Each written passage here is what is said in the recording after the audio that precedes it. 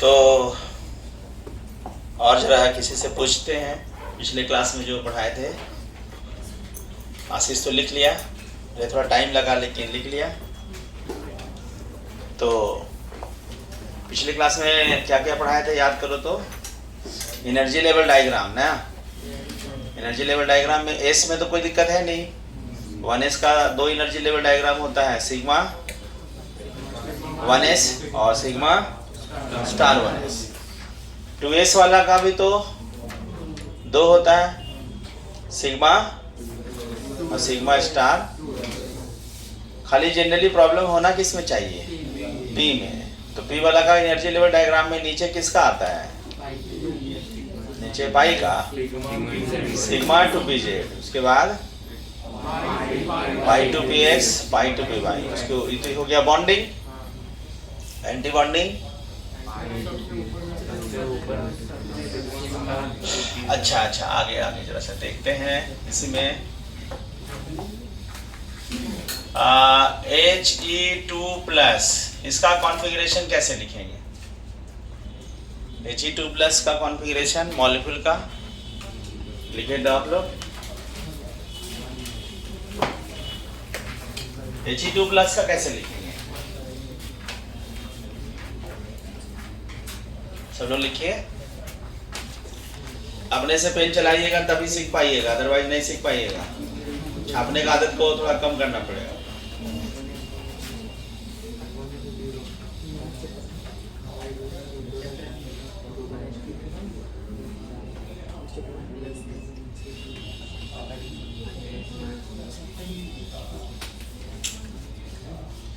हो गया?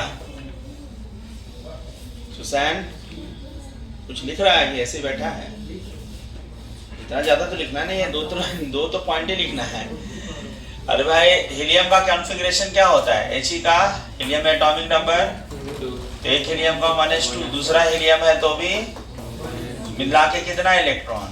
4 में से एक प्लस, इसका मतलब एक लूज हो गया, बचा कितना? 3।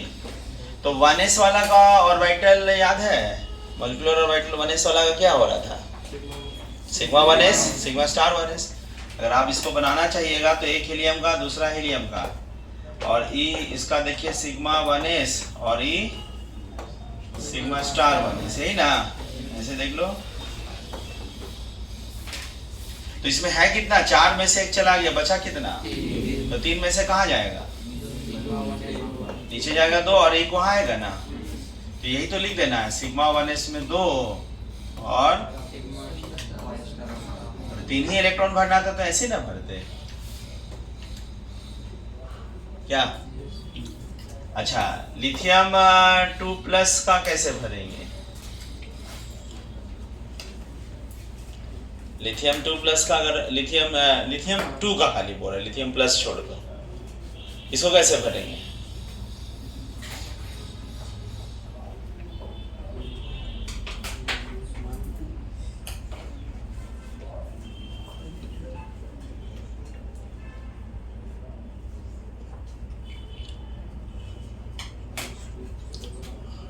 लिख लिया? तो लिथियम का एटॉमिक नंबर कितना? 3 ना। तो 1s2 2s1। दूसरा लिथियम का भी लिखेंगे तो, और 2s1 सब मिला के देखो तो 1s में कितना इलेक्ट्रॉन है? तो 1s का कॉन्फ़िगरेशन डायग्राम बनाना चाहते हैं तो वैसे बना लो, डायरेक्ट लिखना चाहते हैं तो 1s का क्या होता है? सिग्मा और सिग्मा स्टार 1s2, 4 हो गया। और 2s में कितने इलेक्ट्रॉन? एक और 2 हुआ ना। तो 2s का भी तो एनर्जी लेवल डायग्राम इसी तरह से ना होता है। और दोनों इलेक्ट्रॉन कहाँ भरेगा? सिग्मा 2s2 और सिग्मा स्टार 2s, क्या इलेक्ट्रॉन ही नहीं है? ठीक है, ठीक है ना? अच्छा, NO+ का कैसे लिखेंगे? चलो लिखना है सबको, कॉपी में गलत सलत ट्राई होना चाहिए, लेकिन तभी आप सीख पाएंगे। सब लोग लिखिए जल्दी से फटाफट। NO+,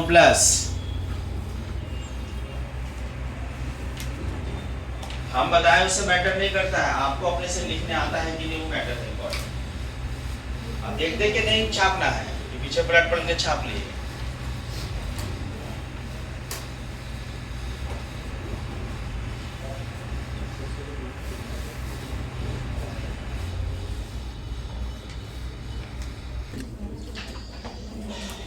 कैसे लिख पा रहे हैं? यहाँ देखिए NO प्लस का लिखना होगा ना, तो बहुत लोग को देख रहे हैं कॉपी में जैसे लिख रहा है। प्लस को ना आप ज्यादा मतलब प्रेशर लेने का जरूरत नहीं है। प्लस मतलब एक इलेक्ट्रॉन गया, तो नॉर्मल लिखिए ना आप, ऐसे नाइट्रोजन का लिखिए और ऑक्सीजन का लिखिए। ऑक्सीजन प्लस लिखने का जरूरत नहीं है। ऑक्सीजन को प्लस करके लिखने में वो भी एक टेंशन है ना। अब नॉर्मल लिख लो, नॉर्मल तो आता ही होगा। तो 7 है इसका, 1s2 2s2। यहाँ देख लो सुजैन, बार बार अपने से नहीं लिखेगा तो दिमाग नहीं डेवलप होगा। ऐसी है। अब ये नहीं कि हमें वो प्लस है तो प्लस नहीं, माइंड रख लेंगे कि लास्ट में 3 4 7 है, 7 में से एक कम होगा, माइंड में रख लेंगे वैसा। ऐसा नहीं कि हम प्लस का कॉन्फ़िगरेशन लिखें, तो अपने आप एक नया क्वेश्चन है ना। तो यहाँ दोनों को मिला करके क्या हो गया बताइए तो, सिग्मा 1s2 1s2 हुआ। 2s2s को मिला करके लिखेंगे ना, sigma 2s2 sigma star 2s2, ये हो गया। अब यहाँ पे देखो P4 P3 मिला के 7 इलेक्ट्रॉन है, उसमें से प्लस है तो एक भेज दीजिए, माइनस है तो एक ऐड कर दीजिएगा बाद में। हम माइनस प्लस का कॉन्फ़िगरेशन लिखने के चक्कर में नहीं रहेंगे।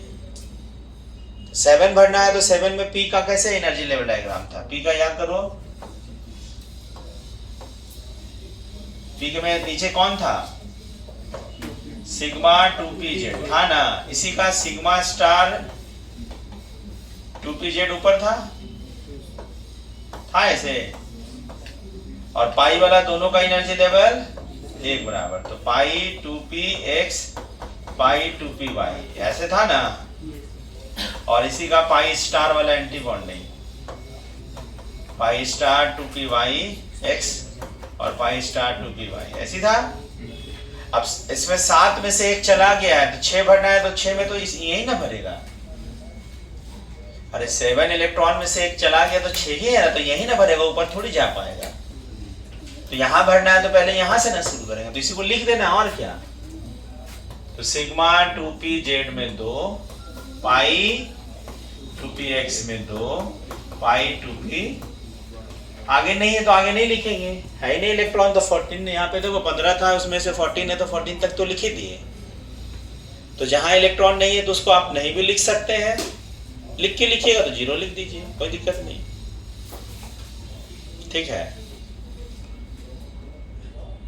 अब इसमें हम लोग चर्चा किए थे कि NO ओरिजिनल मॉलिक्यूल है। अब NO में से एक इलेक्ट्रॉन निकाल रहे हैं हम लोग, तो NO प्लस बन रहा है। तो बिना कॉन्फ़िगरेशन लिखे हुए जो इलेक्ट्रॉन निकाले वो कहां से निकला, वो कैसे सोचे थे पिछली क्लास में। तो पूरा कॉन्फ़िगरेशन लिख के नहीं सोचना है, केवल लास्ट का कॉन्फ़िगरेशन ध्यान देना है। लास्ट का कॉन्फ़िगरेशन में नाइट्रोजन का लास्ट में P3 और ऑक्सीजन में तो कितना हो गया, 7 में 6 नीचे भरा होगा, बॉन्डिंग एक ऊपर गया होगा, तो निकाले होंगे तो एंटी बॉन्डिंग से ही निकलेगा। यानी ये इलेक्ट्रॉन को हम जो निकल रहा है वो कहां से समझेंगे, एंटी बॉन्डिंग मॉलिक्यूलर। तो एंटी बॉन्डिंग से निकलने से बढ़ जाता है, यानी कि NO प्लस ज्यादा स्टेबल है किससे, ऐसे सोचेंगे, यानी कि कॉन्फ़िगरेशन में देख के लिखिएगा तो वो अपने आप एक हार्ड क्वेश्चन हो जाएगा। ठीक है ना। जैसे फिर से सुने, ऑक्सीजन से अगर हम इलेक्ट्रॉन निकाले O2 प्लस बना, पिछले क्लास में कराए तो फिर से रिवाइज करा रहे हैं। और मेरे रिवाइज होने से ज्यादा जरूरी कि तुम सोचो, जो बात हम यहाँ बोले उसी चीज को यहाँ पे आप सोचिए। एक बार सोचने में थोड़ा प्रेशर लगेगा, लेकिन दूसरी बार से आसान लगेगा। सोचो तो, जैसे बोले वही बात यहाँ सोचना है। ऑक्सीजन का लास्ट कॉन्फ़िगरेशन P4 2p4 एक ऑक्सीजन का, तो दो ऑक्सीजन का 2p4 2p4 मिला के कितना, तो ऑक्सीजन का 8 इलेक्ट्रॉन है P में, तो 8 में से 6 नीचे 2, और इलेक्ट्रॉन जो निकाल रहे हैं वो कहाँ से निकलेगा, हायर एनर्जी से निकलेगा, तो एंटी बॉन्डिंग से निकलेगा। उसको समझ करके आप सीधे इसको एंटी बॉन्डिंग मॉलिक्यूलर ऑर्बिटल से निकला हुआ इलेक्ट्रॉन, तो एंटी बॉन्डिंग से निकला हुआ इलेक्ट्रॉन से क्या होता है, स्टेबिलिटी, यानी O2 प्लस ज्यादा स्टेबल होगा किससे, हाँ या ना, ये अपने सोचना। अगले बार फिर से अभी दे रहे अगला क्वेश्चन, जैसे N2 से N2 माइनस हो रहा है, तो N2 माइनस हो रहा है मतलब इलेक्ट्रॉन निकला, कैसे सोचेंगे इसको, अपने से सोचो तो। आकांक्षा खड़े को बोलो तो, जो सोच रहे हैं आप खड़े हो जाओ, बोलिए। हाँ, नीचे वाला को बॉन्डिंग कहते हैं। हाँ, इधर तो है ही नहीं तो निकलेगा यहीं से, यानी यहाँ पे क्या लिखेंगे, ये इलेक्ट्रॉन कहाँ से निकल रहा है, बॉन्डिंग मॉलिक्यूलर ऑर्बिटल, मतलब बॉन्ड बनाने वाला इलेक्ट्रॉन निकल रहा है, मतलब बॉन्ड निकालने से टूट रहा होगा, तो बॉन्ड टूट रहा होगा तो बॉन्ड तो बनता है स्टेबिलिटी, टूटने से स्टेबिलिटी घटेगा ना, बॉन्ड बनाता किस लिए है, ऐसे सोच के समझेंगे। इसका मतलब है कि बॉन्डिंग से निकल रहा है तो भाई स्टेबिलिटी कम हो गया होगा, ये ज्यादा स्टेबल हुआ, ये बैठो, वाह गुड आकांक्षा। अब रिया खड़ी होगी, बोलो तो रिया, जैसे इसमें अपने से रिया,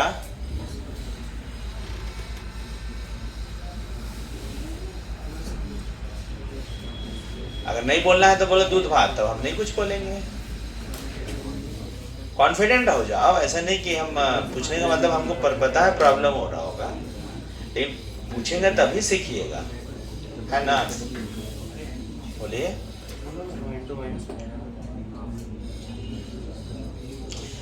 देख करके मत सोचो, जो हम बोले उसको फोकस करो, तब आप बोल पाएंगे। सोचेंगे कि हम देख के बोल देते हैं, काम चला लेते हैं, वैसा नहीं। अरे गलत ही ना होगा, बोलो ना, क्या है।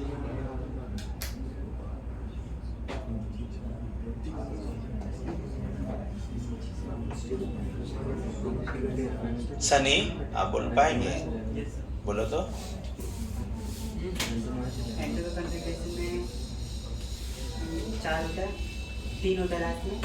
लास्ट में नाइट्रोजन का देखो, नाइट्रोजन का तो लिखे है ना, लास्ट में 2p3 होता है, जिसमें से एक N2 में से हट जाएगा इलेक्ट्रॉन, वैसे नहीं, एक का P3 हुआ तो दो नाइट्रोजन है तो P6 हुआ, और P ऑर्बिटल में नीचे पूरा फुल हो गया। अब इलेक्ट्रॉन इसमें आ रहा है तो फुल में तो नीचे जगह है नहीं, अब जगह कहाँ जाएगा, अब एंटी बॉन्डिंग का कौन सा ऑर्बिटल में जाएगा, ये दिमाग नहीं लगाना है कि पाई में गया कि सिग्मा गया, एंटी बॉन्डिंग में गया ना। जब कॉन्फ़िगरेशन पूछा तो हम लिख ही रहे कहाँ गया, कॉन्फ़िगरेशन जब पूछ रहा है तो हम तो लिख रहे कहाँ गया, लेकिन जब आपको जरूरत नहीं है तो नहीं सोचना है कि सिग्मा में गया कि पाई में। एंटी बॉन्डिंग में गया, नीचे जगह नहीं है तो ऊपर ही नहीं जाएगा क्या, और एंटी बॉन्डिंग में जाने से, रिया आप रिपीट करो इस बात को, बैठो सनी। किसका, हाँ गुड, रहता नहीं है 6, तो P3 बोलो ऐसे, नाइट्रोजन का लास्ट में P3 है एक एटम का, तो N2 में 2 एटम है, दोनों का P3 मिलाकर के 6 इलेक्ट्रॉन हो गया, बोलो 6 का 6 यहाँ भर गया। अब यहाँ भर गया प्लस मतलब इलेक्ट्रॉन ऐड करना है, तो यहाँ तो जगह अब है नहीं, एंटी बॉन्डिंग में जाएगा, ऊपर मतलब एंटी बॉन्डिंग, तो एंटी बॉन्डिंग में इलेक्ट्रॉन जा रहा है मतलब स्टेबिलिटी घटा रहा होगा जाने से, इसी कारण से N2 माइनस ये ज्यादा स्टेबल है, और N2 माइनस ये एंटी बॉन्डिंग में गया है ना, स्टेबल हो, लिखिए। सब लिखा हुआ है, फिर भी लिखना अपने से समझ के। पिछली क्लास में लिखाए थे, लेकिन हम आपको पहले ही बता दिए थे कि शुरू में पढ़ने से थोड़ा भारी लगेगा, लेकिन अगर आप आज सोच रहे होंगे तो पिछले क्लास से थोड़ा हल्का महसूस होगा। ठीक, उज्जवल को छोड़कर आया ही नहीं था।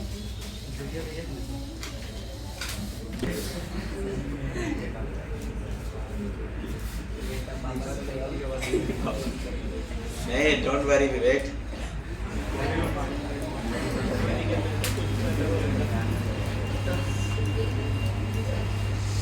अच्छा, एक बात और हम लोग चर्चा किए थे, लिख लिए होंगे। एक बात और हम चर्चा किए थे कि किसी मॉलिक्यूल में टोटल बॉन्डिंग इलेक्ट्रॉन का सिंबल क्या था। बॉन्डिंग इलेक्ट्रॉन का सिंबल क्या लिखे थे? NB, कैपिटल N और B लिखे थे ना बॉन्डिंग। और एंटी बॉन्डिंग इलेक्ट्रॉन का सिंबल, तो किसी का बॉन्डिंग इलेक्ट्रॉन और एंटी बॉन्डिंग इलेक्ट्रॉन निकालने का तरीका बहुत सारा है। जैसे हम यहाँ जो लिखवाए हैं उसी को रिपीट कर रहे हैं। एक O2 मॉलिक्यूल में बॉन्डिंग इलेक्ट्रॉन और एंटी बॉन्डिंग इलेक्ट्रॉन ढूंढना है टोटल। कैसे ढूंढेंगे? तो ढूंढने का तरीका है कि पूरा कॉन्फ़िगरेशन लिख करके स्टार बिना स्टार वाला लिखिए। वैसे थोड़ा दिक्कत है तो ऑक्सीजन का फिर कॉन्फ़िगरेशन लिखिए, 1s2 2s2 2p। अब चाहिए तो दोबारा लिख दीजिए, या नहीं तो मन में दोबारा रख लीजिए। अब यहाँ भी 1s2 में बताओ ये कितना इलेक्ट्रॉन है? 4 में से 2 कहाँ गया होगा? बॉन्डिंग में पहले, फिर 2, तो यहाँ 2 लिख देंगे, यहाँ 2 लिख देंगे। मन में सोचेंगे, लिखेंगे नहीं कॉन्फ़िगरेशन। 2s2, यहाँ 2s2 में भी कितना इलेक्ट्रॉन है? 4 में 2 और 2 एंटी बॉन्डिंग। पक्का? ऑक्सीजन में अभी देखो, एक चीज सीखने से ना साथ में बहुत सारा चीज में काम आएगा। ये नहीं कि हम वाली कॉन्फ़िगरेशन लिखने के लिए नहीं सिखा रहे हैं। यहाँ पे गौर करो, कितना इलेक्ट्रॉन? 8 में से 6 बॉन्डिंग, तो यहाँ आप 6 बॉन्डिंग कर लीजिए और 2, तो total bonding, total anti bonding. ऐसे पक्का? तो ऐसे करिएगा तो ज्यादा इजी होगा। अब विश्वास करो कि 2-3 लिख लीजिएगा ना, तो ये लिखने का भी जरूरत नहीं है। इसका कॉन्फ़िगरेशन तो मन में भी 1s2 2s2 2p4 आता है ना। तो इसी तरह से आप क्या करिए कि NO माइनस C2, इस सबका बॉन्डिंग एंटी बॉन्डिंग ढूंढिए। तो जल्दी से लिख कर सब लोग, और जो पैटर्न बता रहे हैं उसी पैटर्न पे लिखिए। नया नहीं सोचिए कि हम ऐसे सोच रहे हैं।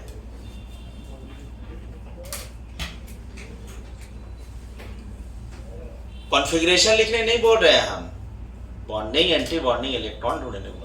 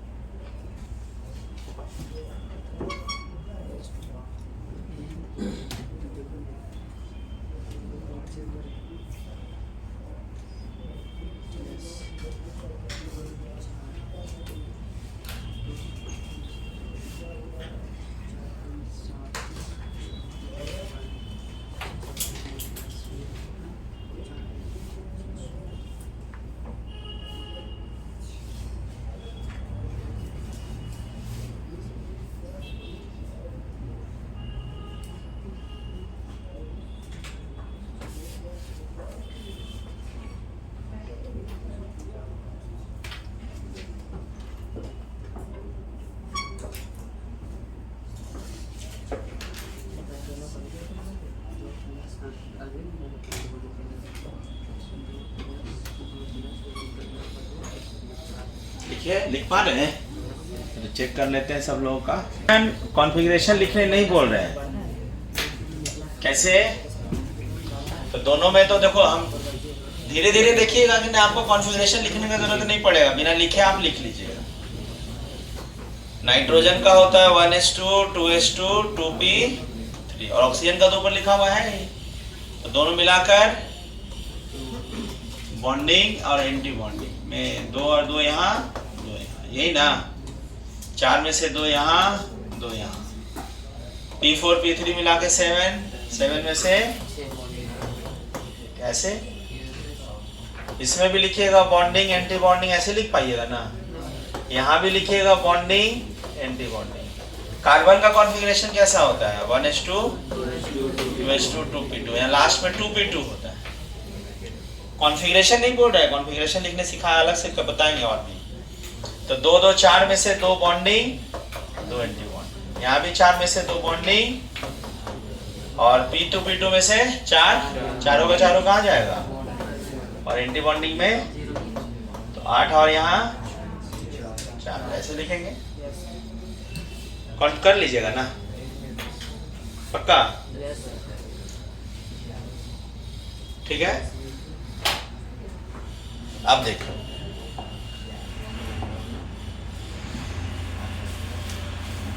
ठीक है, कॉन्फ़िगरेशन भी लिखने आ गया लगभग कॉन्फ़िगरेशन भी लिखने आ गया।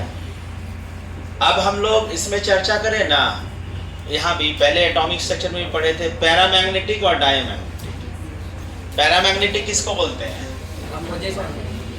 पैरामैग्नेटिक और डायमैग्नेटिक। तो पैरामैग्नेटिक को सिंपली अगर बोलेंगे जिसके पास अनपेयर्ड इलेक्ट्रॉन रहे, और इसके पास नो अनपेयर्ड, पेयर्ड इलेक्ट्रॉन रहे नहीं बोलना, नो अनपेयर्ड, जिसके पास एक भी अनपेयर्ड इलेक्ट्रॉन ना रहे, नो अनपेयर्ड इलेक्ट्रॉन। ऐसा कोई मॉलिक्यूल जिसके पास इलेक्ट्रॉन अनपेयर्ड हो उसको पैरामैग्नेटिक, और जिसके पास अनपेयर्ड नहीं हो हुआ मैग्नेटिक फील्ड में लेके जाइएगा ना, तो पैरामैग्नेटिक वीकली अट्रैक्ट होगा और डायमैग्नेटिक में रिपल्सन होगा।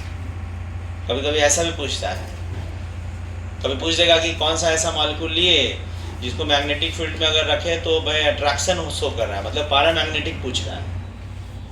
ठीक, पैरामैग्नेटिक ना पूछिए। तो इसका तरीका क्या है कि अगर आप चाहते हैं देखना के लिए भाई मॉलिक्यूल का हम बात कर रहे हैं, एटम का हम बात नहीं कर रहे हैं, तो पैरामैग्नेटिक के लिए आपको देखना पड़ेगा कॉन्फ़िगरेशन लिख के किसके पास अनपेयर्ड है। तो अनपेयर्ड होने के लिए ऑड होना चाहिए कि इवन होना चाहिए? सोचो, ऑड होगा तो अनपेयर्ड होगा। तो जनरली ध्यान रखनी, जनरली नहीं, मतलब इसको अगर लिखेंगे ऑड इलेक्ट्रॉन स्पीसीज, ऐसा कोई स्पीसीज हो जिसके पास क्या रहे? Odd electron species are always paramagnetic. Always क्या होगा? ऑलवेज, नो एक्सेप्शन, कोई दुनिया में एक्सेप्शन नहीं है। ठीक है, जिसके पास भी ऑड रहे गिनना, कोई ऐसा मॉलिक्यूल, मतलब कोई एक्सेप्शन है ही नहीं, चाहे एटम हो चाहे मॉलिक्यूल हो। ठीक, इवन जनरली क्या होना चाहिए? इवन वाला जनरली, इवन हमेशा डायमैग्नेटिक नहीं होता है, बट जनरली डायमैग्नेटिक होता है। ठीक, इसमें कोई एक्सेप्शन नहीं। जिसके पास इवन इलेक्ट्रॉन है ना, इवन इलेक्ट्रॉन स्पीसीज जनरली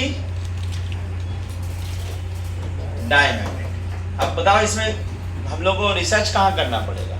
इसमें तो ऑलवेज है, इसमें तो कोई रिसर्च करने की जरूरत नहीं है। जैसे आपसे हम पूछे O2 माइनस पैरा की डाया, तो हम लोग कॉन्फ़िगरेशन लिखने का प्रयास शुरू में नहीं करेंगे। तो भैया 8 8 16 था और एक इलेक्ट्रॉन आ गया तो 17 कौन कैटेगरी में आता है? ऑड में आता है। तो इसमें कोई जरूरत है एक्सपेरिमेंट का? Odd electron species are always para, मतलब ये पैरामैग्नेटिक है, कोई शक का सवाल ही नहीं है ना। आपसे हम पूछे KO2 क्या है? देखो पोटासियम का कितना होता है? 19 पोटासियम का, और ऑक्सीजन का दोनों मिलाकर 16 और 19 ऑड आएगा कि इवन आएगा? सम नहीं करना है, 16 और 19 ऑड आएगा कि इवन? तो ऑड वाला में कोई एक्सेप्शन है? तो क्या होगा? तो ऑलवेज पैरामैग्नेटिक, कोई इसमें रिसर्च का जरूरत नहीं है। आपसे हम पूछे NO2 में देखो तो क्या होगा? ऑड की इवन? तो नाइट्रोजन का 7, ऑक्सीजन का क्या हो गया?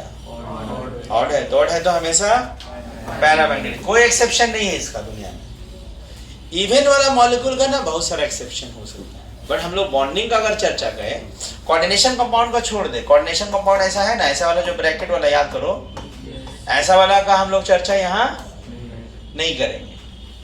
इसके अलावा कोई अगर मॉलिक्यूल हुआ ना, जो हम लोग बॉन्डिंग के हिसाब से सोचे अगर, तो मॉलिक्यूल में इवन में बहुत ज्यादा एक्सेप्शन नहीं है। मॉलिक्यूल में ऐसा कंपाउंड को छोड़कर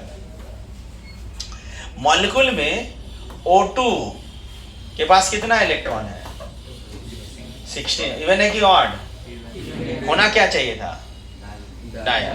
बट ध्यान रखिएगा कि ये पैरामैग्नेटिक होता है और इसके पास दो, अभी हम प्रूफ कर देंगे, एक्सेप्शन है, दो अनपेयर्ड इलेक्ट्रॉन होता है। केवल O2 नहीं, O2 and O2 like O2 से मिलता जुलता कोई स्पीशीज होगा ना, उसके पास भी O2 के पास जैसे 16 इलेक्ट्रॉन है, उसी से मिलता जुलता इवन होगा, वह भी क्या होगा? पैरामैग्नेटिक। और वो भी क्या होगा? कितना अनपेयर्ड इलेक्ट्रॉन? दो अनपेयर्ड। बोले सर इवन है तो कैसे अनपेयर्ड है, जरा बताइए, समझाइए। समझाते हैं अभी। दूसरा एक्सेप्शन है, ध्यान रखिएगा, इवन वाला तो ही है, ऑड वाला तो कोई दिक्कत है ही नहीं। इवन वाला में ध्यान रखना, B2 एक मॉलिक्यूल चेक किया गया, B2 के पास कितना एटॉमिक नंबर बोरोन का? 5 5 10। तो 10 इलेक्ट्रॉन इवन है कि ऑड? होना क्या चाहिए था? बट ये क्या है? पैरामैग्नेटिक है। पैरामैग्नेटिक में इसके पास भी कितना अनपेयर्ड? ये भी दो अनपेयर्ड इलेक्ट्रॉन वाला है। यही दो एक्सेप्शन है, यही दो एक्सेप्शन है, ध्यान रखना। इसके अलावा कोई ऐसा मॉलिक्यूल जिसके पास इवन रहेगा वो हमेशा डायमैग्नेटिक होगा, ऑड होगा, उसमें कोई एक्सेप्शन नहीं है। अब बोलिए सर कैसे एक्सेप्शन है, तो आप अपने से देख लो। O2 का कॉन्फ़िगरेशन में लास्ट कॉन्फ़िगरेशन याद करो तो, एक मिनट बात नहीं करना है। 2p4 तो मिला के कितना हुआ? 2p4 मिला के 8 में से 6 नीचे गया, बचा कितना? तो 2 ऊपर में जाएगा तो दोनों सिंगल सिंगल भरेगा कि नहीं? कॉन्फ़िगरेशन याद करो, सोचो। तो सिंगल सिंगल भरेगा मतलब दो अनपेयर्ड हुआ ना? ध्यान नहीं आ रहा है? अगर आ रहा है ध्यान, तो 2p4 8 हुआ ना? तो 8 हुआ, 8 में से तो 6 नीचे भरा, 2 इलेक्ट्रॉन है तो ऊपर में दोनों तो pi star 2px pi star single single ही ना भरेगा। अनपेयर्ड हुआ कि नहीं हुआ? जबकि था क्या? इवन। ठीक, पक्का।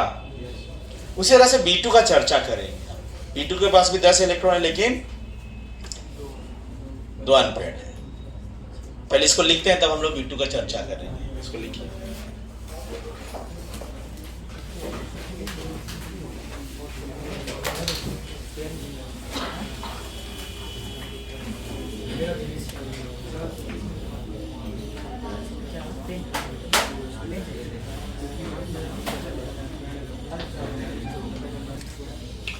अब सुनो, B2 का हम चर्चा करें, हम लोग लिख लिए होंगे सब लोग। B2 ध्यान सुनना, B2 हम अपने मन से नहीं बोल रहे हैं कि पैरामैग्नेटिक है। जाके इस जैसे होता है ना pH, हम लोग pH नाम सुने आप लोग? pH हम लोग केमिस्ट्री में यहाँ भी 11th में पढ़ेंगे। pH निकालने के लिए एक इक्विलिब्रियम चैप्टर है, तो वहाँ pH में फार्मूला क्वेश्चन बना के बहुत हार्ड क्वेश्चन, सबसे हार्ड चैप्टर है 11th का। ठीक, बहुत लॉग एंटी लॉग का जरूरत पड़ता है, लेकिन एक तो मशीन मिलता है pH वाला, और सोल्यूशन में मशीन का ऐसे तार डाल दो तुरंत pH ऐसे कैलकुलेट हो जाएगा, कोई कैलकुलेट करने की जरूरत नहीं। ठीक है ना? तो उसी तरह से B2 मॉलिक्यूल ध्यान रखिएगा, B2 मॉलिक्यूल पैरामैग्नेटिक है हम नहीं बोल रहे हैं। B2 मॉलिक्यूल को मशीन में जो पैरामैग्नेटिक डायमैग्नेटिक जहाँ पे मेजरमेंट होता है, चेक होता है, B2 मॉलिक्यूल तो है। इवन होना तो क्या चाहिए था इसको? जितना मॉलिक्यूल को बारी बारी से चेक किया सब डायमैग्नेटिक दिख रहा था, लेकिन B2 भी डायमैग्नेटिक होना चाहिए था। ऊपर से ध्यान सुनो, ऊपर से। लेकिन B2 को जब मशीन में रखा गया तो देख रहा है ये तो पैरामैग्नेटिक वाला नेचर शो कर रहा है, और पैरामैग्नेटिक में कितना अनपेयर्ड इलेक्ट्रॉन होने वाला तो मशीन भी बता देता है। तो देख रहा है कि उसके पास कितना अनपेयर्ड इलेक्ट्रॉन तो दिख रहा है। लेकिन जब कॉन्फ़िगरेशन आप देखिएगा, ध्यान सुनो, हम क्या बोल रहे हैं शब्द को पकड़िएगा।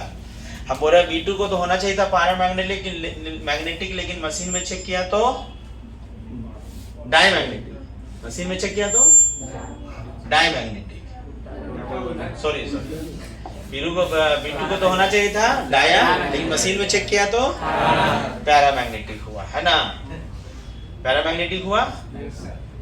तो इसको बोला कि ठीक है भाई, B2 तो डायटॉमिक मॉलिक्यूल है, इसका कॉन्फ़िगरेशन भी लिख के देखा जाए। तो B2 का कॉन्फ़िगरेशन में ध्यान सुनना, B2 का बोरोन में 5 1s2, बड़ा इंपॉर्टेंट है, ध्यान रखिए, 1s2 2s2 2p अब दूसरा बोरोन का भी लिख देते हैं 1s2 2s2 2p1। इसका अगर हम डायग्राम थोड़ा सा बना रहे हैं, ध्यान से डायग्राम फिर से बना रहे हैं, तो डायग्राम अगर बनाए तो भाई इसका डायग्राम क्या होना चाहिए, 1s वाला का तो डायग्राम ऐसे ही होगा, सिग्मा 1s और ई स्टार 1s, ऐसा हुआ।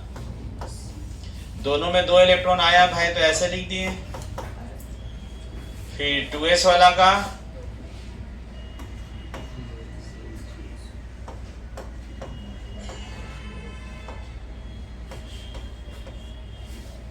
Sigma 2s sigma star 2s, पक्का 2 2 4 इलेक्ट्रॉन है तो ऐसे भर देंगे। 2p वाला का डायग्राम थोड़ा इधर बनाते थे, जगह नहीं है तो बना दे।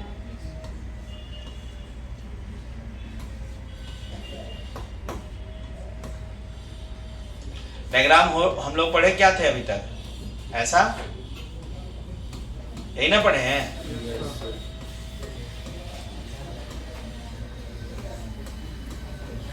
सिग्मा 2pz पाई 2p x पाई 2p y, ऐसे पढ़े, आप ऊपर लिखते नहीं। अब इसमें लास्ट में कितना इलेक्ट्रॉन है, तो 2 है तो कैसे भरिएगा, ऐसे। तो बताओ इसमें एक भी अनपेयर्ड इलेक्ट्रॉन दिख रहा है, होना क्या चाहिए था, अनपेयर्ड नहीं है तो होना क्या चाहिए था, डाया। लेकिन मशीन क्या बता रहा है इसको, तो गड़बड़ है, तो मशीन खराब है या तो थ्योरी खराब है। तो पहले तो सोचा वो मशीन खराब है, तो दूसरा नया मशीन में चेक किया था, नहीं देख रहा है सब मशीन में बाकी मॉलिक्यूल का सब सही बता रहा है, यही मॉलिक्यूल गड़बड़ है। यानी ध्यान सुनो, एक्सपेरिमेंटली थ्योरी कह रहा है कि डायमैग्नेटिक, और जो बात एक्सपेरिमेंटली प्रूफ होता है थ्योरी उसके हिसाब से एडजस्ट डिफाइन किया जाता है। पर यहाँ तो दिख रहा है आपको, क्या दिख रहा है बताओ, डायमैग्नेटिक दिख रहा है। दूसरा एग्जांपल ध्यान सुनो, दूसरा एग्जांपल, दूसरा इसी तरह का एग्जांपल अगर हम और भी सोचें, C2 के बारे में सोचो जरा। C2 ध्यान सुनिएगा, केवल एक मॉलिक्यूल के कारण थ्योरी नहीं चेंज हुआ। C2 में carbon 1s2 2s2 2p, C2 के पास कितना इलेक्ट्रॉन है, 12। इवन है कि ऑड, होना क्या चाहिए था, मशीन में भी ले जाकर चेक किया तो डाया ही दिखा।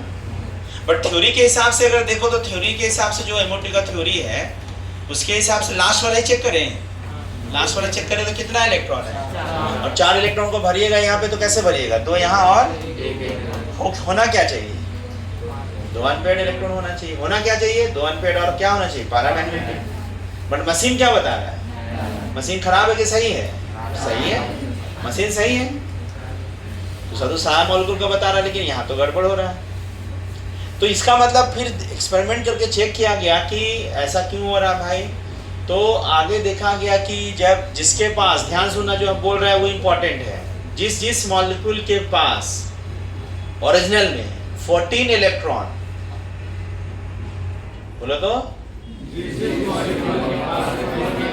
14 इलेक्ट्रॉन या उससे कम होता है, उसमें ये जो सिग्मा 2pz है ना, उसका एनर्जी थोड़ा सा बढ़ करके इससे ज्यादा, पाई से ज्यादा हो जाता है एनर्जी लेवल डायग्राम।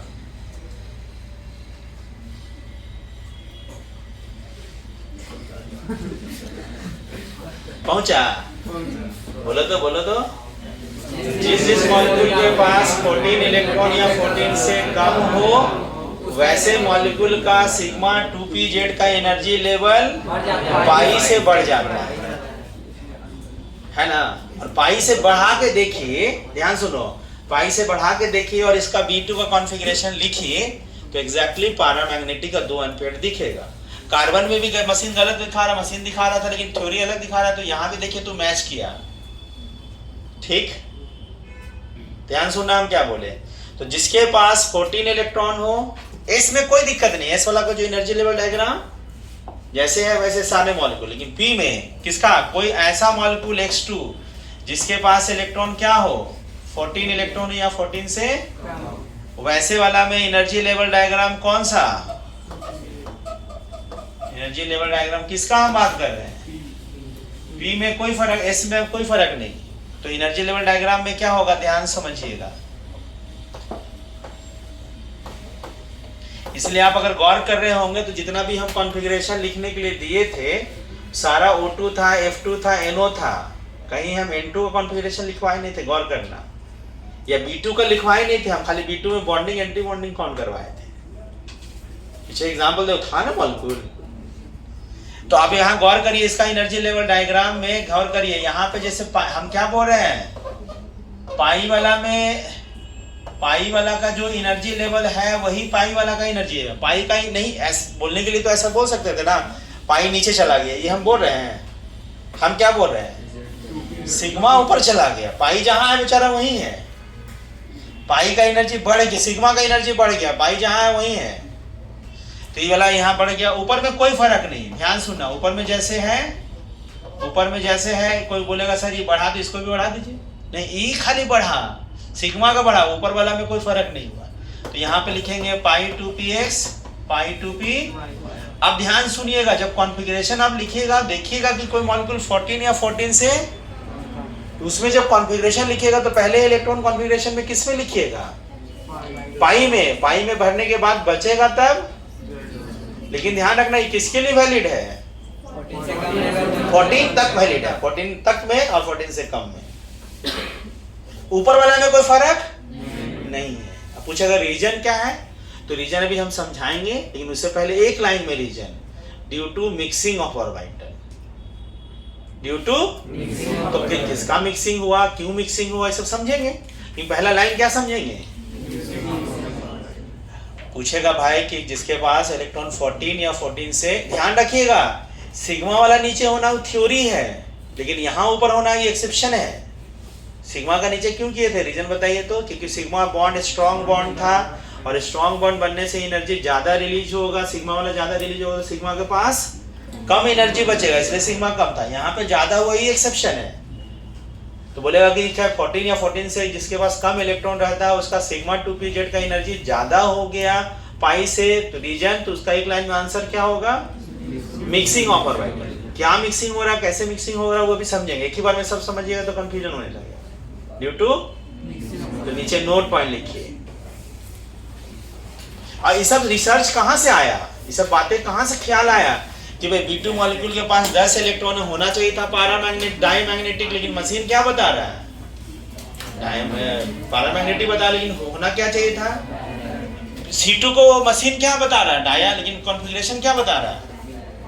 तो मशीन एक्सपेरिमेंटली जो सही है वो तो सही है ना, इसका मतलब आपका थ्योरी में करेक्शन करना पड़ा। तो पता चला कि जिसके पास 14 या 14 से कम होता है वहां पे मिक्सिंग होने के कारण सिग्मा 2pz का एनर्जी बढ़ जाता है पाई, मिक्सिंग होने के कारण। क्या क्यों मिक्सिंग हो रहा है वो समझेंगे। अभी एक लाइन में खाली समझ लो, ड्यू टू, तो लिखो मॉलिक्यूल कंटेनिंग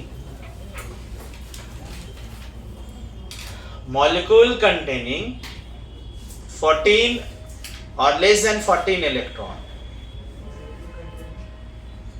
14 और less than 14 electron, the energy of sigma 2pz, energy of sigma 2pz orbital, energy of sigma 2pz orbital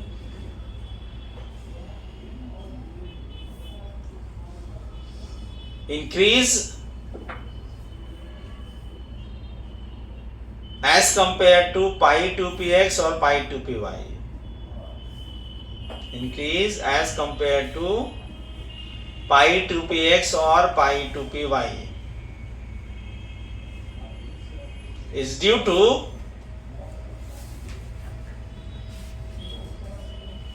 mixing of orbital. एक लाइन में भी मिक्सिंग हम बता दे रहे हैं, मिक्सिंग किसका किसका होगा, क्यों होगा वो भी समझेंगे। Due to mixing of orbital, और एनर्जी लेवल डायग्राम इसको लिख लीजिए।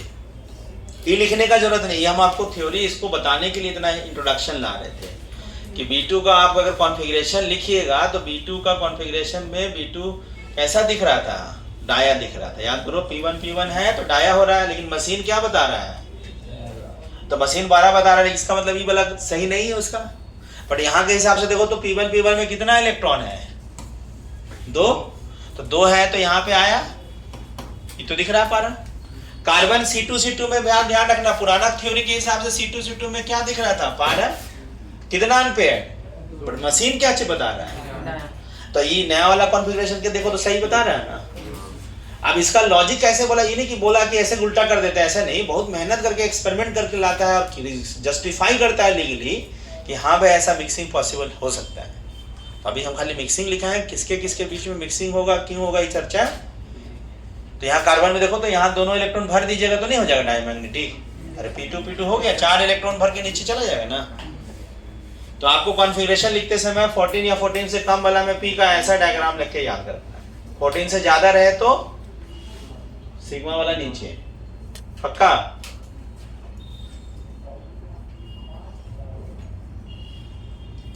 और अभी एक लाइन में खाली मिक्सिंग समझिए, ये सब बनाने की जरूरत नहीं है, ये समझाने के लिए लिख रहे थे हम आप।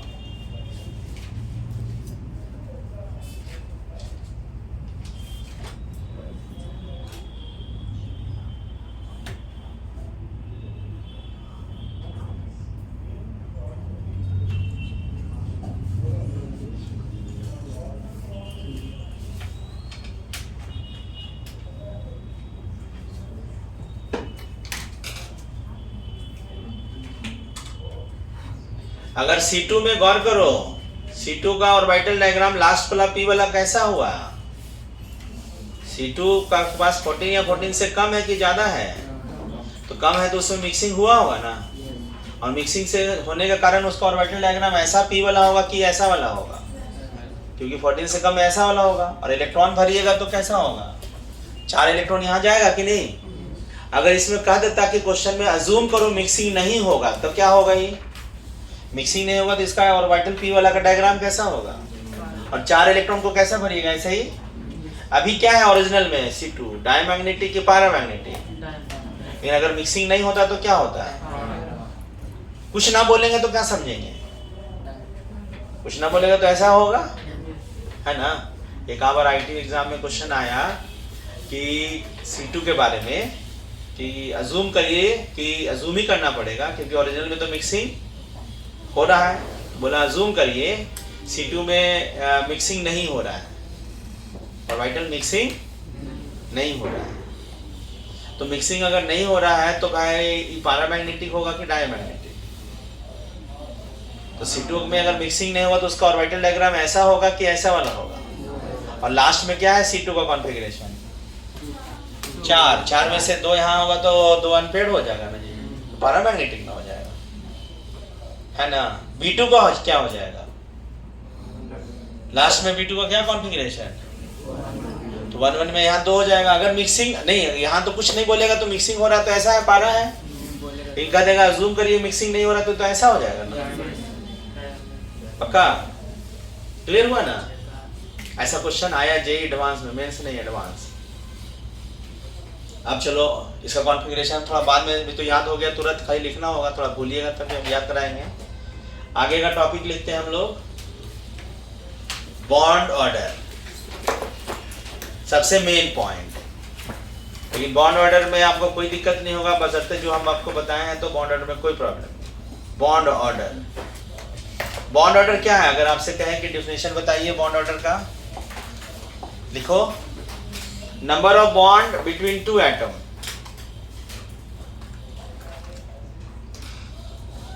Number of bond between 2 atom is called bond order.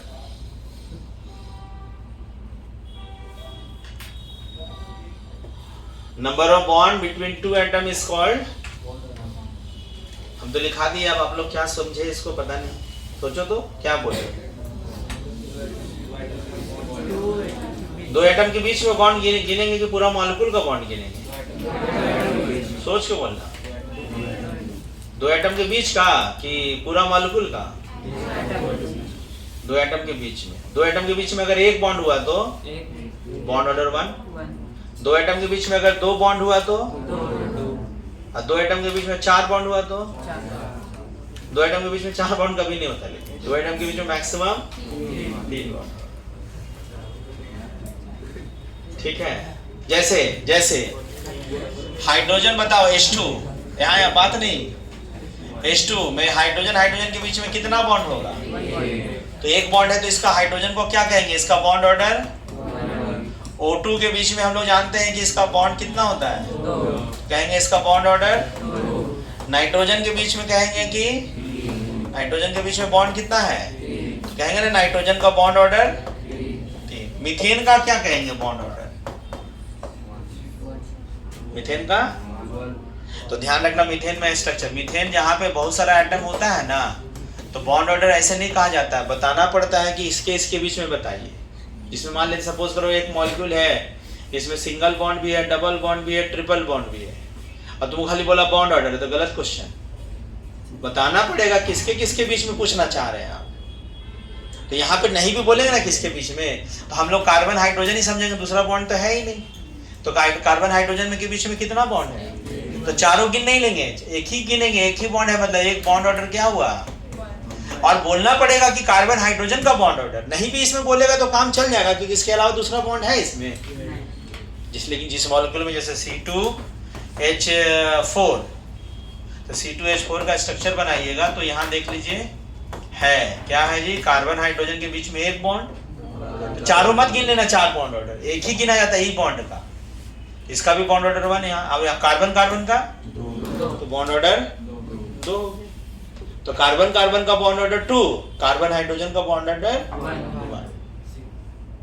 बात समझा? अब सारा सम का रूल नहीं है कि सबको जोड़ देते, वैसा नहीं होता है इसमें। कौन C2 का? अरे अभी तो सीखे ना, अभी तो डिफिनेशन लिखे है ना, सबसे मेन टॉपिक यही है एमओटी का। तो अभी हम सिखा रहे हैं कि बॉन्ड ऑर्डर हुआ क्या, तो डिफिनेशन क्या लिखा है, नंबर ऑफ बॉन्ड बिटवीन किसी दो एटम। तो बहुत लोग क्या कर रहे हैं, लगता है ना कि पूरा मॉलिक्यूल का बॉन्ड गिनने लगता है। और बॉन्ड ऑर्डर में अगर एक मॉलिक्यूल के अंदर में बहुत तरह का वेराइटीज ऑफ बॉन्ड है, तो बॉन्ड ऑर्डर वाला पूछने वाला को बताना पड़ेगा कि इसी 2 एटम के बीच में बताइए। हाँ, जिस मॉलिक्यूल में सारा बॉन्ड एक जैसा है उसमें नहीं भी बोलेगा तो अंडरस्टूड मीनिंग होता है। क्या समझ रहे सब लोग? इसको पहले लिखिए।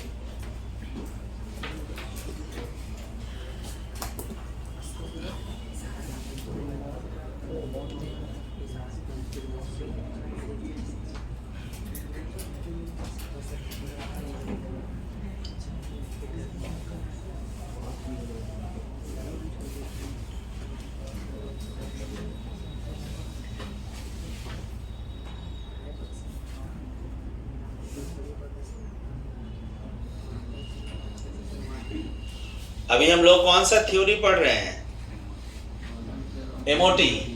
अभी हम लोग थ्योरी कौन सा पढ़ रहे हैं, और एमओटी थ्योरी किसके लिए वैलिड है, मल्टी एटॉमिक के लिए कि जिसमें 2 एटम है। MOT theory only valid for diatomic molecule. तो अभी हम लोग एमओटी में ध्यान रखना, बॉन्ड ऑर्डर तो हम यहाँ पे एग्जांपल दे दिए, बहुत सारा आइटम है उसका भी, बट अभी हम बॉन्ड ऑर्डर बता रहे थे, और हमारा थ्योरी है एमओटी, उसमें केवल डाई एटॉमिक मॉलिक्यूल का बॉन्ड ऑर्डर ढूंढेंगे। किसका? और डाई एटॉमिक मॉलिक्यूल के बारे में जितना भी आंसर होगा, सारा का सारा आंसर, अधिकांश आंसर कहाँ से आता है, एमओटी। ठीक है,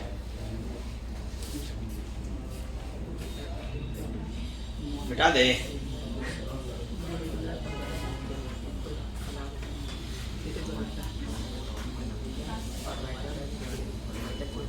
मिटाते हैं।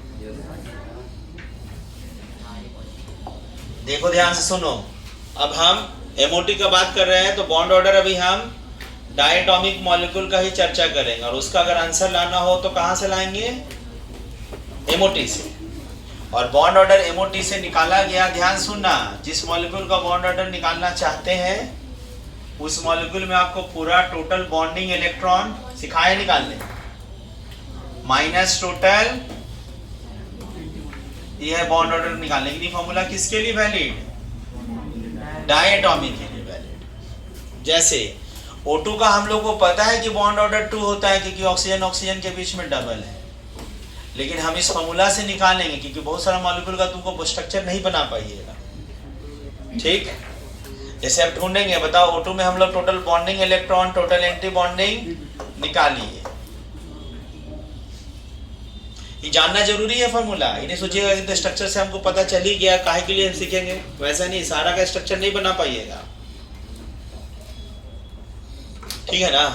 तो टोटल कितना बॉन्डिंग, तो ऑक्सीजन का लिखे थे ना 1s2 2s2 2p4, तो 1s मिलाकर 2 और 2, 2s का मिलाकर 2p4 मिलाकर 6 और मिलाकर 10 और 6, फॉर्मूला में रख दीजिए। तो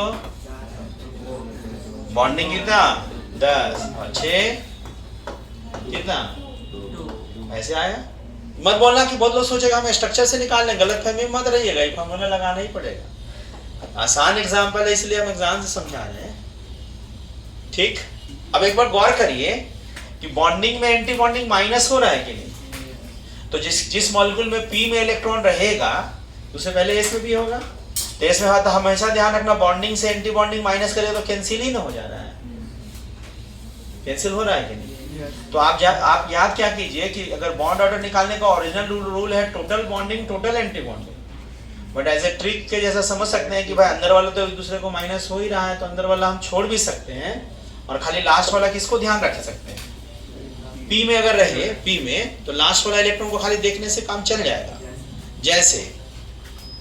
जैसे ध्यान सुनिए, O2 का हम अगर ऐसे ना निकालते और हम लोग मान लेते कि एस वाला बॉन्डिंग एंटी बॉन्डिंग तो कैंसिल ही हो जा रहा होगा एस वाला, तो खाली लास्ट में पी वाला याद रखना, हम बोल रहे हैं लास्ट में पी वाला में कितना, और 2 ऑक्सीजन एटम में तो 4 4 8 में से तो 6 बॉन्डिंग सीधे 6 और 2 बॉन्ड ऑर्डर कितना, ऐसे चलाइएगा तो ऐसे भी काम चल जाएगा। क्वेश्चन ऐसे ही बनाते हैं, पूरा लिख के नहीं बनाते, पक्का पूरा लिखने में थोड़ा सा और हार्ड लगेगा। जैसे आपसे हम कहेंगे NO, अब NO का स्ट्रक्चर बना के देखिए तो आपको स्ट्रक्चर बनाने में बहुत दिक्कत होगा। आपको फॉर्मूला से, जैसे कोई बोल रहा है B2C2 को बनाइए तो बहुत दिक्कत होगा, आपको फॉर्मूला से ही लाना पड़ेगा आंसर, ठीक।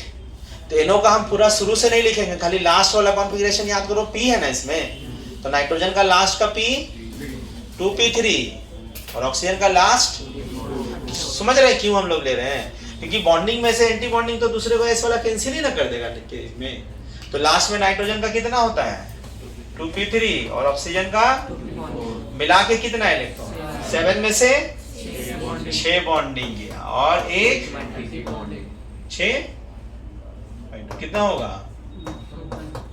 2 पॉइंट, याद करो 0.5 मतलब सिंगलेट बॉन्ड, आधा बॉन्ड, बॉन्ड ऑर्डर 2.5, पक्का। C2 का हम चर्चा करें, C2 तो लास्ट में C2 में कार्बन का कितना होता है, और दूसरा कार्बन का S वाला को छोड़ दो क्योंकि S वाला कैंसिल हो गया, कितना इलेक्ट्रॉन, चारों कहाँ जाएगा, तो 4 का 4 बॉन्डिंग, एंटी बॉन्डिंग में गया तो कितना हो जाएगा, कितना बॉन्ड ऑर्डर, तो कार्बन C2 का बॉन्ड ऑर्डर 2। B2 का सोचिए आप, तो लास्ट कॉन्फ़िगरेशन तो 2p1 में दोनों का दोनों कहाँ गया, तो बॉन्डिंग में 2 एंटी बॉन्डिंग में गया 0, कितना हो जाएगा। अच्छा He2 का सोचिए, He2 हीलियम का, तो हीलियम में कितना होता है 1s तो 1s में कितना इलेक्ट्रॉन, ऐसे लिखते हैं ना, सिग्मा 1s2 सिग्मा 4 हो गया ना जी। तो अगर इसको हम बॉन्ड ऑर्डर निकालेंगे तो बॉन्ड ऑर्डर कितना आएगा, तो बताओ बॉन्ड ऑर्डर में बॉन्डिंग में 2 इलेक्ट्रॉन, एंटी बॉन्डिंग में बाई 2 कितना, 0 का क्या मतलब कि दोनों के बीच में 0 बॉन्ड, मतलब कोई बॉन्ड, जब कोई बॉन्ड ही नहीं है तो He2 मॉलिक्यूल एग्जिस्ट करेगा, तो He2 molecule does not exist. अरे कोई मॉलिक्यूल के बीच में कोई बॉन्ड होगा तभी ना एग्जिस्ट कर सकता है। बॉन्ड ऑर्डर 0 का मतलब दोनों के बीच में, दोनों एटम के बीच में कोई बॉन्ड नहीं है, तो काहे को रहेगा, नहीं रहेगा, है ना, बात समझे। He2 प्लस, ध्यान दो कितना इलेक्ट्रॉन, 4 में से एक निकल गया, तो ध्यान रखना कितना, 2 बॉन्डिंग और एक, तो 2 बॉन्डिंग और एक एंटी बॉन्डिंग में कितना आया, ये मॉलिक्यूल एग्जिस्ट करेगा, आधा बॉन्ड तो है ना, कुछ तो बॉन्ड है ना दोनों के बीच में। जो भी ध्यान रखना, जो भी अगर आ रहा है 2 आ रहा है मतलब दोनों एटम के बीच में 2 बॉन्ड है, मतलब अट्रैक्शन है, तब एग्जिस्ट करेगा। बॉन्ड ही नहीं है यहाँ पे तो क्या बोलिएगा, He2 मॉलिक्यूल नहीं एग्जिस्ट करेगा। पक्का? फिर से हम बोल रहे हैं कि ओरिजिनल लिगेंड फार्मूला है टोटल बॉन्डिंग माइनस, लेकिन आप total bonding total anti bonding को छोड़ करके हम लोग total bonding total anti bonding को छोड़ करके हम लोग केवल लास्ट वाला लेके भी पी, जिसमें पी रहे हीलियम वाला तो पूरा ही लिखना पड़ रहा है, लास्ट वाला पी से भी काम चल जाता है, क्योंकि उससे पहले तो सब एक दूसरे को कैंसिल कर ही दे रहा था, है ना। इसको लिखिए,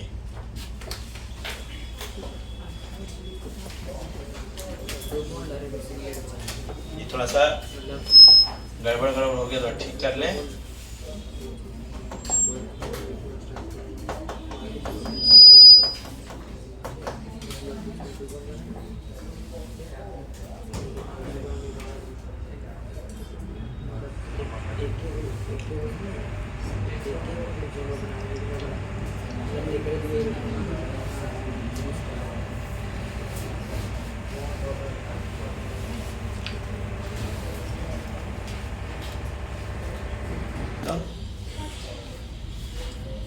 लिख लिए सब लोग?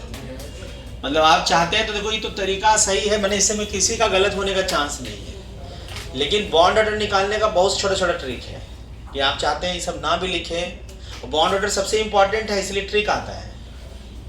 ठीक, जैसे एक बॉन्ड में कितना इलेक्ट्रॉन, यानी 2 इलेक्ट्रॉन से, तो 1 इलेक्ट्रॉन से हाफ बॉन्ड। बोलो क्या बोले हम? अच्छा, ध्यान रखना, एक ट्रिक है, ट्रिक को आँख कान नाक खोलना पड़ता है, ऐसे रूल नहीं है वो। जिस मॉलिक्यूल के पास टोटल डायटोमिक का बात कर रहे हैं, जिस के पास 14 इलेक्ट्रॉन होगा, कितना? 14, उसका बॉन्ड ऑर्डर 3 होगा। निकाल के देखो तो 14 का बॉन्ड ऑर्डर 3 है। ध्यान सुनना, जो ट्रिक बताएंगे वो बहुत काम का है, जब काम बनाएगा। जैसे नाइट्रोजन के पास कितना है? 14 है कि नहीं? सुजन, नाइट्रोजन के पास कितना इलेक्ट्रॉन? इसका बॉन्ड ऑर्डर क्या बोल रहे हैं? 3 होना चाहिए। जिसके पास 14 इलेक्ट्रॉन है 3 होगा। कैसे सोच लेते हैं? नाइट्रोजन का लास्ट कॉन्फ़िगरेशन, दूसरा का भी लास्ट, मिला के 6 कहाँ जाएगा? एंटी बॉन्डिंग में बचा, बाई 2 कितना हुआ? तो आप इसको याद रखना कि जिसका 14 है उसके 14 इलेक्ट्रॉन होगा, उसका बॉन्ड ऑर्डर 3 होगा। अब अगर गौर करो, 14 से ज्यादा होगा तो एंटी बॉन्डिंग में जाएगा, वहां भी माइनस होगा। और 14 से अगर कम करेंगे तो बॉन्डिंग से निकलेगा, तो वहां भी तो कम होता जाएगा। यहाँ भी हर केस में बॉन्ड ऑर्डर 3 से कम होगा। सपोज करो 14 से 15 हो गया, कितना इलेक्ट्रॉन बढ़ा? और 1 इलेक्ट्रॉन के कारण कितना बॉन्ड? हाफ। तो इससे 3 से हाफ बढ़ा दो, मतलब 2.5। 16 कर दो तो 2 इलेक्ट्रॉन बढ़ा 14 से, तो 2 इलेक्ट्रॉन के कारण कितना बॉन्ड? तो 3 में से 1 बॉन्ड हटा दो, कितना हो गया? अच्छा, 14 से तुम एक बार यहाँ ध्यान रखना, N2+ क्या किए? N2+ में कितना इलेक्ट्रॉन घटा? ट्रिक के हिसाब से हम क्या बोले कि 1 इलेक्ट्रॉन के कारण कितना बॉन्ड? तो इससे क्या करें? घटाइएगा कि बढ़ाइएगा? घटाएंगे। तो घटाएंगे तो इससे घटाने से कितना आएगा? फॉर्मूला में भी देख लो, नाइट्रोजन का लास्ट में क्या होता है? मिला के कितना? में से 1 5 -0 बाई आ रहा है ना ऐसे। तो आप उसको सीधे सीधे 14 रेफरेंस मान लीजिए। इन 14 किसके लिए? जिसके पास P है उसके लिए। हीलियम के लिए 14 मत करना, उसको लिखना हो, है ना? पॉइंट समझे? तो जिसके पास 14 इलेक्ट्रॉन है उसका बॉन्ड ऑर्डर 3। अब पर इलेक्ट्रॉन कितना बॉन्ड ऑर्डर घटेगा? अब हमेशा हाफ पर, चाहे 14 से बढ़े तब भी घटेगा, 14 से घटे तभी घटेगा, है ना? इसको ट्रिक में लिख लीजिएगा। Bond order of 14 electron species is always 3। लिख लो, ट्रिक है ये। Bond order of 14 electron species, bond order of 14 electron species is always 3. Always 3. And if electron increases or decreases, if electron चाहे 14 से इंक्रीज होगा चाहे 14 से डिक्रीज होगा, increases और decreases, then bond order decreases 0.5 by per electron. Bond order decreases 0.5 unit, मतलब 0.5 bond order per electron. एक electron के कारण 0.5 बॉन्ड ऑर्डर डिक्रीज करेगा, चाहे 14 से बढ़े चाहे 14 से घटे. जनरली एक एक्सेप्शन है, बाकी छोड़कर 3 ही होता है. बॉन्ड ऑर्डर 3 ही होगा. ठीक है. अच्छा एक बात बताओ, जरा सुनिए ध्यान से सब लोग. बॉन्ड ऑर्डर क्या होता है? दो एटम के बीच में बॉन्ड. एक बॉन्ड है मतलब दो एटम के बीच में एक बॉन्ड.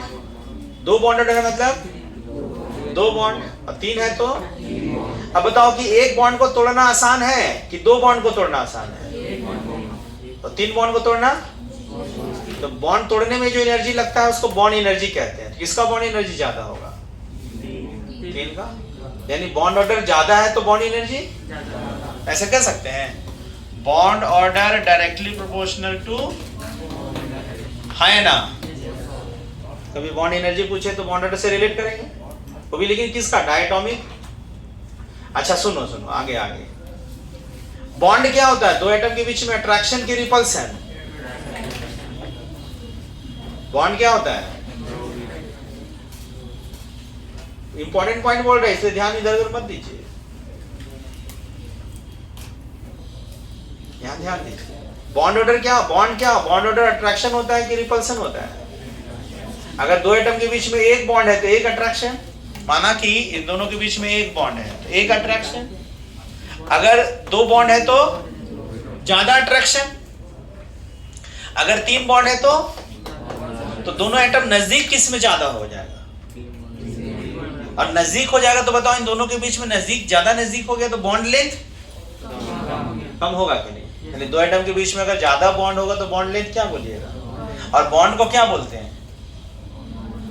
ज्यादा बॉन्ड ऑर्डर है मतलब ज्यादा बॉन्ड है, और ज्यादा बॉन्ड है मतलब ज्यादा अट्रैक्शन है, तो दोनों एटम के बीच का डिस्टेंस बॉन्ड लेंथ. यानी बॉन्ड ऑर्डर और बॉन्ड लेंथ में क्या रिलेशन? तो बॉन्ड ऑर्डर और बॉन्ड लेंथ में inversely proportional to bond length होगा ना. तो क्वेश्चन आपसे कभी कभी बॉन्ड ऑर्डर ना पूछ करके क्या पूछता है? तो बॉन्ड ऑर्डर अरेंज कर लेंगे. बॉन्ड लेंथ भी पूछेगा तो आपको ना बॉन्ड ऑर्डर ही निकालना पड़ेगा. ज्यादा ऐसे सोच भूलिएगा नहीं, रिलेशन याद मत रखिएगा. बॉन्ड ऑर्डर मतलब दो एटम के बीच में बॉन्ड, और ज्यादा बॉन्ड है मतलब एटम आपस में अट्रैक्शन से नजदीक हो गया तो बॉन्ड लेंथ इनवर्सली रिलेशन. तो बॉन्ड लेंथ भी कभी पूछेगा तो हमेशा क्या ढूंढना पड़ेगा आपको? Bond order. पक्का? जैसे जैसे ये वाला पार्ट लिखे. जैसे एक एग्जांपल दे देते हैं. O2 plus O2 minus O2 2 minus. ध्यान सुनना. और आपसे क्वेश्चन कह दिया कि अरेंज बॉन्ड लेंथ. खाली बॉन्ड लेंथ नहीं, आपको बताना पड़ेगा ऑक्सीजन ऑक्सीजन के बीच में बॉन्ड लेंथ. अरे इसमें नहीं भी बोलता तो चलता कि किसके अलावा दूसरा है ही नहीं इसमें. तो ऑक्सीजन ऑक्सीजन के बीच में बॉन्ड लेंथ का ऑर्डर अरेंज करना है. ये अलग मॉलिक्यूल अलग अलग अलग. तो आपको आंसर कहां से ढूंढिएगा? तो बॉन्ड ऑर्डर से. ट्रिक अप्लाई करें कि कॉन्फ़िगरेशन. अभी सीखे तो कॉन्फ़िगरेशन अप्लाई करते हैं. ऑक्सीजन का लास्ट तो 2 ऑक्सीजन है तो 8 में से है ना कितना?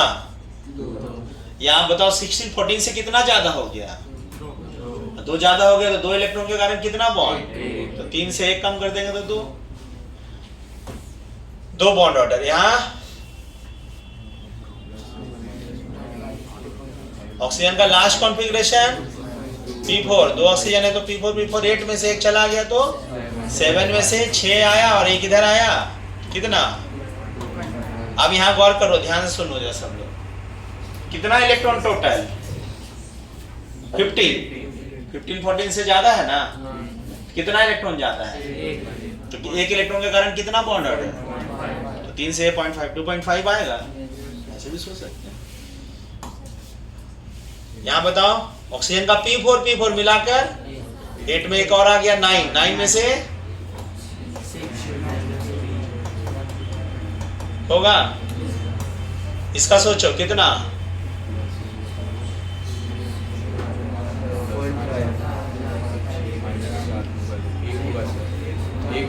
कैसे निकाला? ऑक्सीजन का लास्ट P4 मिलाकर 8 और 2 आ गया 10।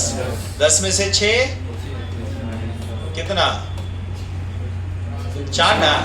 एक। अब ध्यान सुनिए, टोटल कितना है? 16 और 2 18। 14 से कितना बढ़ा? 4 मतलब कितना बॉन्ड? तो 3 में से 2 बॉन्ड हटा दो। काम कर रहा है ना? इन्हें प्रैक्टिस करेगा तो जल्दी होगा। अब बताओ, बॉन्ड ऑर्डर हमको अरेंज क्या करने बोला? बॉन्ड ऑर्डर की बॉन्ड लेंथ। तो बॉन्ड लेंथ सबसे ज्यादा उसी का होगा जिसका बॉन्ड ऑर्डर सबसे कम किसका है? तो यानी O2 का O2 2 माइनस का बॉन्ड ऑर्डर 1 है, तो सबसे ज्यादा बॉन्ड लेंथ।